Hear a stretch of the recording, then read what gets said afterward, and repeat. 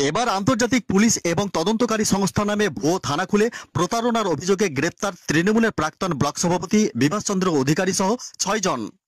উত্তরপ্রদেশের নয়ডার বুদ্ধনগর থানা এলাকায় আর্থিক প্রতারণা এবং জালিয়াতি করা হচ্ছিল বলে অভিযোগ। উত্তরপ্রদেশ পুলিশ সূত্রে জানা গিয়েছে, সম্প্রতি ওই সংস্থার বিরুদ্ধে একাধিক অভিযোগ দায়ের করা হয়।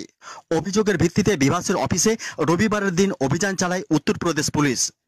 সেখানে পুলিশি অভিযান চালিয়ে বিভাস অধিকারী সহ মোট 6 জনকে গ্রেপ্তার করেছে বলে এমনটাই জানা গিয়েছে। ইতিমধ্যে সেই খবর সামাজিক মাধ্যমে এবং বিভিন্ন সংবাদ মাধ্যমে ছড়িয়ে পড়ে। জানা গিয়েছে, বিভিন্ন মামলার তদন্ত করার নামে টাকাও তুলতেন বিভাস অধিকারী। বিভাস অধিকারী প্রাইভেট থানাও খুলেছিলেন।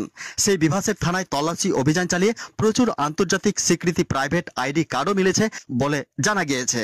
তদন্তকারী অফিসাররা জানতে পেরেছেন, বিভাসের থানায় নিজেরাই মামলা রুজু করতেন। তদন্তের নামে অভিযুক্তদের ডেকে নিজেরাই টাকা তুলতেন বলে অভিযোগ। প্রাথমিক শিক্ষক নিয়োগ দুর্নীতির অভিযোগের পর এবার আন্তর্জাতিক তদন্তকারী সংস্থার নামে থানা খুলে প্রতারণার অভিযোগ। এই অভিযোগের ভিত্তিতে উত্তরপ্রদেশের নয়ডা থেকে বিভাস অধিকারী এবং তার ছেলেসহ মোট 6 জনকে পুলিশ গ্রেপ্তার করেছে বলে এমনটাই খবর। Bureau report, Nalhati news express.